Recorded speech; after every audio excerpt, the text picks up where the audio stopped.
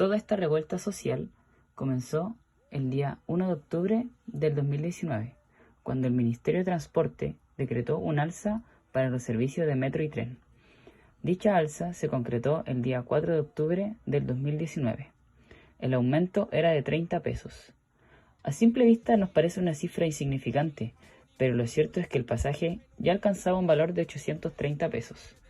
una medida que consolidó al servicio como el segundo más caro de Latinoamérica.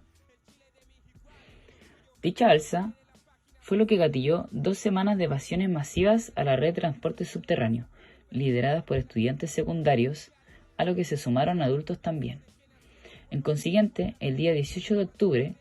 se comenzó a producir protestas, robos y disturbios violentos por todo el país. Es por esto que el presidente Sebastián Piñera decide decretar estado de emergencia y toques de queda a partir de la noche del sábado 19. Pero quizás se preguntarán, ¿toda esta anarquía social se ocasionó gracias al alza del metro? La respuesta es muy sencilla y la dan los mismos manifestantes. No son 30 pesos, son 30 años. Para ponerlos en contexto, Chile presentaba un modelo económico entre comillas exitoso, impuesto en el régimen de Augusto Pinochet. Si bien hasta el año 1990 ayudó a aumentar el PIB en un 3,33%, según cifras del Banco Mundial, el modelo estaba basado en que el Estado interviene poco y el mercado es el que rige el país. Es decir, si se necesita un servicio, se tiene que pagar por él. Una vez conocemos el modelo económico chileno, pasamos a evaluar qué dicen las grandes organizaciones sobre nuestro país. La Organización para la Cooperación y Desarrollo Económico, OECD, dice que Chile se sitúa como el primer país más desigual. Asimismo, el Banco Mundial dice que Chile ocupa la 10ª posición en términos de desigualdad económica en comparación con los demás países latinoamericanos. Es este el principal motivo por el que las personas salieron a protestar contra el Estado, acompañadas de pancartas, no más AFP, una mejor salud digna y de calidad, no lucrarse con la educación, entre otras demandas sociales, a las que el gobierno el día 22 de octubre reaccionó, presentando un paquete de medidas en los que resaltaban el aumento inmediato en las pensiones más bajas, congelar las tarifas de electricidad y un sueldo mínimo garantizado de 350.000 pesos. Si bien el inicio era un buen paquete de medidas, aún así no era suficiente para mitigar el descontento social. Tanto así que 3 días después se generó la marcha más grande a nivel global, dejando en evidencia que el gobierno no estaba haciendo las cosas bien. Recordemos que el IMASEC de noviembre, índice mensual de actividad económica, experimentó una caída del 3,3%. Sin embargo, hubo un aumento de su actividad económica en un 1% respecto al mes anterior. Esta cifra se explica gracias a la gran tensión que se generaba entre carabineros y manifestantes por los enfrentamientos durante todo el día. Además, se aumentó la delincuencia precisamente por los robos y saqueos, que obligaban a comerciantes a cerrar temprano o simplemente no abrir sus sucursales. Así también las personas no estaban interesadas en salir de las casas por miedo a sufrir lesiones o irse detenidas injustamente. Todo apuntaba a que el gobierno buscaría un repunte económico en el mes de noviembre. Es por esto que la clase política anunció un acuerdo de paz y una nueva constitución, buscando que de una vez por todas se acabara esta crisis. Mientras tanto, el presidente decía esto. Llegó el momento de decir basta. El gobierno está haciendo su trabajo con todos los instrumentos de la democracia y del Estado de Derecho. Saqueos, incendios y enfrentamientos constantes con una policía cuestionada y agotada alejan una posible salida a la crisis, mientras que organismos internacionales alertan de graves violaciones a los derechos humanos. La violencia está causando un daño que puede ser irreparable al cuerpo y alma de nuestra sociedad. Ninguna medida social, como el incremento de pensiones básicas en 50% o el histórico acuerdo político para cambiar la Constitución, heredada de la dictadura de Augusto Pinochet, han logrado bajar los niveles de tensión en el país. 40 días de protestas reportan 23 muertos, miles de heridos y daños gigantescos al comercio, lugares patrimoniales y el mobiliario público. Como pudimos apreciar en el video, en Chile se vivieron gigantescos daños al comercio, lugares patrimoniales y lugares públicos. El ex ministro de Economía, Ignacio Briones, expuso para principios de noviembre del año 2019 que las pérdidas habían alcanzado los 3.000 millones de dólares estadounidenses, haciendo que el gasto público aumentara en un 4,2%. Según el informe de presupuesto nacional, resalta que el déficit gubernamental podría alcanzar regímenes de 2,8% del PIB. Además, la Cámara Nacional de Comercio y Turismo expuso que se han perdido hasta 100.000 empleos gracias al estallido social, dejando un índice del 7% en la tasa de desempleo nacional. La tabla muestra que en octubre el gobierno estaba luchando por reducir el desempleo, y como muestra la tabla, esto no se consiguió. Gracias al estallido social, aumentó en un 0,1%. Debido a esto, el precio del peso experimentó una caída de valor, generando que el cambio a dólar llegara a 800 pesos. La depresión de la moneda local provocó por consecuencia el desembolso de mayores cantidades de dinero para cubrir los gastos de sectores afianzados al Estado. Por esto que el Banco Central debe inyectar dinero para que el aumento del dólar no sea más significativo. Las consecuencias que trajo el estallido social repercutió tanto en la economía como en el aspecto social. El freno de las manifestaciones y protestas llegó en un momento en donde se tuvo que paralizar debido a las noticias sobre la aparición de un virus que podría ser altamente contagioso. La OMS reportó que para el mes de diciembre varias personas en la localidad de Wuhan habían sido contagiadas. Dadas estas fechas, la situación en Chile seguía por el rumbo de las paralizaciones en vista del descontento social. Para ese entonces, el COVID se veía algo lejano y poco peligroso para Chile debido a la distancia geográfica. Dada esta situación, las aproximaciones y ideas del posible desarrollo económico para el año 2020 ya estaban siendo estimadas en cuanto a la evaluación del crecimiento del PIB. El estallido social restaría 2 puntos al PIB de Chile para el año 2020. Y el Banco Central de Chile esperaría un PIB entre el 0,5 y el 1,5%. Así, las cifras estimadas para el año 2020 ya estaban siendo recortadas a causa del estallido social que había causado pérdidas en la economía chilena. Sin embargo, no se preveía ni evaluaba una idea sobre una llegada de la pandemia que afectaría violentamente en la economía de Chile. La propagación del virus fue más rápido de lo que se esperó. Para el 30 de enero, la OMS había declarado emergencia de salud pública, señalando que el brote de esta nueva enfermedad implicaba una emergencia de importancia internacional. Para el 3 de marzo, el Ministerio de Salud confirma el primer caso de contagio de COVID-19 en nuestro país, lo cual empezó a disparar la cifra exponencialmente de contagios, llegando así para el día 14 del mismo mes, con el anuncio del presidente en conjunto del MinSal, la entrada en fase 3 de propagación, debido a que se registran contagios donde no se puede asegurar trazabilidad. Esto lo obligó a la autoridad a decretar el estado de catástrofe para el día 18 del mismo mes y consigue una serie de cuarentenas obligatorias a lo largo de Chile, tomando así una decisión no propiamente económica, pero que finalmente repercutió en toda nuestra economía. Bajo una mirada crítica de lo que estaba por venir en los próximos meses de incertidumbre en la economía chilena, el presidente Sebastián Piñera señala que se dará uso de la herramienta constitucional que forma parte exclusiva de su facultad, el 2% constitucional. Los datos revelados a través de un artículo de MOL indican que corresponde a un total de 11.750 millones de dólares, cifra evaluada en el 4,7% del PIB del país.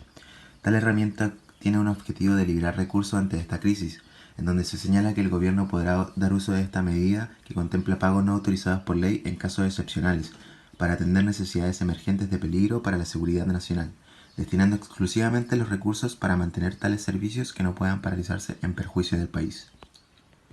Debido a los confinamientos masivos que restringieron el funcionamiento del comercio, indicarían un indicio de recesión económica en nuestro país, en el cual se comenzó a observar a través del mes de marzo, donde a través del índice mensual de actividad económica, que según el Banco Central es una estimación que resume la actividad de los distintos sectores de la economía en un determinado mes, a precios del año anterior, el IMASEC de marzo cayó un 3,5%. Dentro del escenario de un país en el que se tuvo que paralizar completamente, se comienza a perder una gran cantidad de empleos, ya que es imposible volver a la normalidad que se tenía. Por lo cual, la medida para proteger la fuente laboral de los trabajadores, según la Biblioteca del Congreso Nacional, fue a través de la Ley 21.227, la cual se promulga como la Ley de Protección al Empleo, la cual permite acceder a las prestaciones y complementos del seguro de cesantía, que tiene como propósito regular esta problemática, en la cual, para el periodo trimestral de abril y junio, según el Instituto Nacional de Estadísticas, se registró una de las tasas de desempleo más altas antes vistas en la historia de Chile, alcanzando un 12,2%, dejando alrededor de 2,5 millones de personas en situación de cesantía. En virtud de esta nueva crisis, el Banco Central de Chile, el organismo que se encarga de velar por la seguridad nacional de la moneda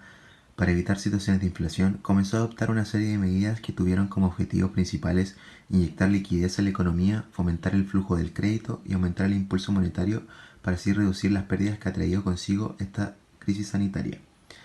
Entre estas medidas, las que más causó ruido fue la reducción de la tasa política monetaria en 50 puntos, en adicional a lo que había hecho en un principio de 75, llegando así a su mínimo histórico del 0,5%. Esto implica que los bancos comerciales tienen la capacidad de pedir préstamos al Banco Central y con ello ofrecer créditos de consumo con tasas igualmente bajas a las personas y empresas. Según el académico José Yáñez, para una entrevista en el MOL, dice que debido a que las tasas de interés sobre crédito de consumo bajan, el efecto esperado de bajar la TPM es producir un incentivo para que las familias incrementen el consumo del crédito y las empresas aumenten la inversión, lo que generaría una idea de reactivar la acción económica dentro de las limitaciones que pueden significar las cuarentenas. Hacia fines del mes de abril y mediados del mes de mayo se comienza la tramitación para el nuevo proyecto de ley que recibe el nombre de Ingreso Familiar de Emergencia, que consiste en un subsidio el cual busca ir en ayuda del 60% de la población más vulnerable del país, que haya sufrido algún tipo de impacto económico debido a la crisis sanitaria a través de la entrega de 3 bonos repartidos en 3 meses, según el Ministerio de Secretaría General del Gobierno de Chile. Como consecuencia de la caída de la fuerza laboral y con ello la producción, se genera un periodo de incertidumbre. La paralización de actividades se vio reflejada en el peor registro del indicador mensual de actividad económica para el mes de mayo, entregado por el Banco Central de Chile, el cual nos muestra una disminución del 15,3% en comparación con el mismo mes del año anterior. El gobierno, al tener en cuenta la gran magnitud de la caída respecto al IMASEC para el mes de mayo y la cantidad de gente que se encuentra desempleada para este periodo del año, la cual el INE, para el trimestre del mayo-junio, estima de una tasa del 13,1%. Sumando así a más personas a la lista de quienes no figurarían en un contrato remunerado. Es por esto que el gobierno busca combatir las problemáticas a través de factor de subsidios, siendo una noticia para fines de julio que la Cámara de Diputados aprobó y despachó un nuevo aporte fiscal conocido como un bono de clase media, que contempla una suma de 500.000 pesos para las personas que hayan sufrido pérdidas de al menos del 30% de sus ingresos, al mismo tiempo buscando ampliar el acceso monetario que podría traer un segundo ingreso de familiar de emergencia. Otro evento crucial, que sería significativo para el mejoramiento de la economía, corresponde al plan de confinamiento paso a paso presentado por el presidente en conjunto con el MinSal, el día 19 de julio, el cual propone una apertura gradual del comercio y permite las reuniones para las zonas que contemplan las capacidades necesarias para aplicar esta medida, a fin de evitar nuevos contagios y la búsqueda de volver a la nueva normalidad. Sumando al mes de julio, se comienza a debatir una de las polémicas que causó entre el gobierno y la oposición. Se trata del proyecto del retiro de los ahorros previsionales, el cual rápidamente comenzó a tomar iniciativa, ya que se trataba de un posible salvavidas para la crisis que estaban sufriendo miles de familias en nuestro país. El 24 del mismo mes, el presidente promulga la Ley 21.248, la cual, según la Biblioteca del Congreso Nacional, permite retirar voluntariamente y por única vez hasta el 10% de los fondos acumulados en las cuentas de capitalización individual de las cotizaciones obligatorias. Esta medida, sin duda, se podría considerar como una de las que más impacto causó en la economía, ya que esto genera una mayor liquidez a las personas y pudieran destinar este dinero al pago de sus deudas y la compra de productos y servicios básicos, además de una demanda por un sinfín de otros bienes debido a un aumento en su poder adquisitivo, provocando así una estimulación en la demanda agregada. Según Víctor Salas, economista del Departamento de Economía de la Universidad de Santiago de Chile, desde el 7 al 24 de agosto se retiraron un total de 10.812 millones de dólares, cifra que representa alrededor del 3,5% del PIB anual de nuestro país. Tras la intención de volver a la normalidad en cuanto a la actividad social, la reinserción de los comercios, son una suma y aporte para la reactivación y un repunte en la economía, demostrando que la reapertura regularizada de las cuarentenas para sectores específicos, más las medidas aplicadas por parte del gobierno, estaban entregando resultados positivos, dejando atrás la idea del proceso sostenido en los meses anteriores, viendo un repunte en la caída de un 5,3% en el IMASEC para el mes de septiembre según el Banco Central, cifra considerablemente esperanzadora en comparación a las evaluaciones de los meses previos. A su misma vez, se puede evidenciar que a través de los indicadores del PIB del tercer trimestre correspondiente al año 2020, con una caída del 9,1% en relación al mismo mes del año pasado, según el Banco Central, lo que nos refleja una mejora de la producción y a su vez un grado de positividad frente a la búsqueda de la estabilización de la economía en comparación con el segundo trimestre, el cual cayó un 14,5%. A mediados de este periodo, de septiembre y octubre, se comienza a debatir en la Cámara de Diputados un nuevo proyecto de ley de un segundo retiro del 10% como una medida para volver a generar liquidez en la economía, cuya ley en un comienzo para el primer retiro demostró índices positivos en la recuperación de la economía, pese a que esto a su vez ocasionó que más de 1.800.000 de personas quedaran sin ningún tipo de ahorro previsional en sus cuentas de la AFP. Sin duda es un problema a largo plazo, pero la idea de garantizar un bienestar para la población que se encuentra desempleada en situación de precariedad es mucho más fuerte que el futuro. Como dato que nos prueba que han existido mejoras dentro de la economía gracias a las reformas y acciones aplicadas por el gobierno para solventar esta incertidumbre económica a causa del coronavirus, en el artículo publicado el 13 de octubre por La Tercera, a través del informe de perspectiva económica global publicado por la FMI, donde se mejora la previsión para el país de una baja del PIB del 7,3% del que se esperaba en un comienzo a una del 6%, lo que representaría una estimación más acotada para el próximo año, con un repunte del 5 al 4,5% para la economía chilena. En conclusión, se ha evidenciado un repunte en este último tramo del año, donde esta medida de desconfinamiento y un aumento de la liquidez para las empresas y personas están dando los frutos que tanto esperaban en el país. Si bien aún se demuestran los índices negativos de crecimiento, se podría decir que lo peor ya pasó y que queda en responsabilidad de todos y todas cuidarnos de posibles rebrotes de contagios, que sin duda serían golpes bajos para una economía que ya está saliendo de una dura pelea, para así comenzar a expandir nuestra economía gradualmente.